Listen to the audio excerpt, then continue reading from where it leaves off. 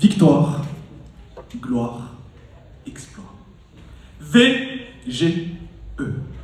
Lettre à la République, à tous les leaders du passé, du présent et du futur. Aujourd'hui, mon discours s'adresse pour concilier la vérité, analyser les faits et évoquer l'histoire. Je m'abstiens de verbiage et d'affaîtrie pour corroborer devant vous aujourd'hui le pragmatisme et le libéralisme incarnés parfaitement par Valéry Giscard d'Estaing, troisième président français sous la Ve République.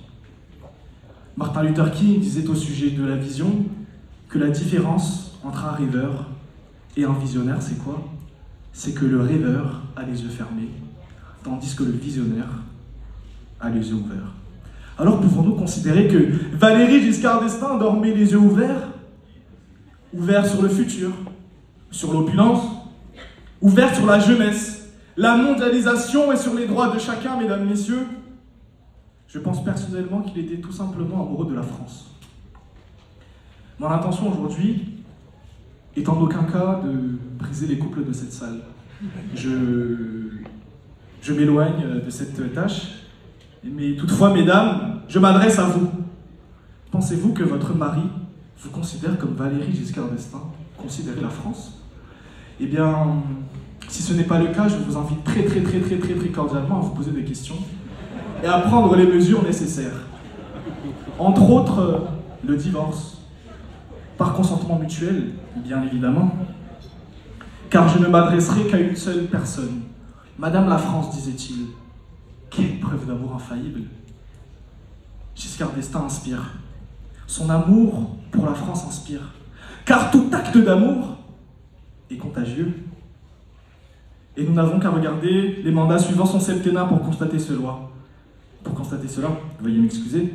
Car celui qui en 1975 allait frapper à la porte des Français pour dîner chez eux une fois par mois, se considérait comme un citoyen candidat afin de tisser une relation de proximité avec ses électeurs.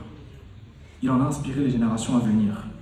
Et pourtant, si cette proximité avec le peuple n'est pas la seule mesure qui perdure dans le temps, voyageons 5 décennies plus tôt, à la date très exacte du 17 janvier 1975, où la loi Veil, qui autorisait l'avortement, n'était qu'un avant-goût de son intégration dans la Constitution française 50 ans plus tard.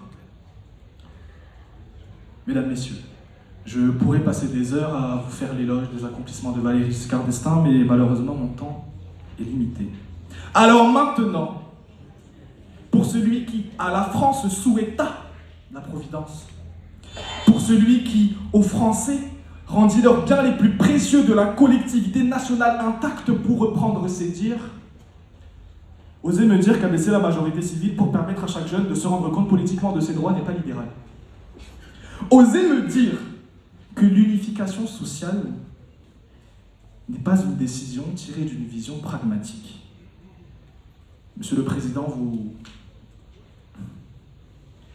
vous avez le monopole de mon cœur.